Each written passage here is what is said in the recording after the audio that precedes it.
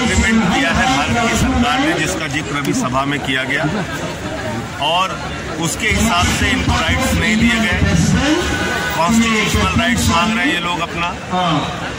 आम आदमी पार्टी हमेशा से छोटे स्टेट के समर्थन में रही है। जो लोग त्रिपुरा के मूल निवासी हैं उनका अधिकार उनको मिलना चाहिए, इस बात में मुझे कोई गड़बड़ी नज़र नहीं आती। और इससे संबंधित जो इनकी डिमांड है वो अपनी पार्टी लीडरशिप के सामने मैं रखूँगा। उसके बाद पार्लियामेंट का सेशन चल रहा है और उसमें भी इनकी मांगें उठाने का प्रयास करूँगा। सर, आपने किसानों के मुद्दे को भी बहुत गंभीरता से उठाया है, इसकी मांग आपने इस सत्र में उठाने की पूरी कोशिश की, लेकिन अब आप लोगों ने वॉकआउट कर दिया। देखिए, वॉकआउट कोई खुशी से नहीं करते। आप बताइए, 12 एमपीज़ को इन्होंने सस्पेंड कर दिया। पिछले सत्र की कार्रवाई को मुद्दा बना के इस सत्र में आप उनको सस्पेंड कर रहे हैं, तो ये तो बिल्कुल गलत बात है।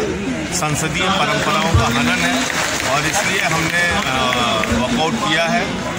अब देखिए, सरकार अगर नई बात सुनती है तो आगे फैसला लेंगे।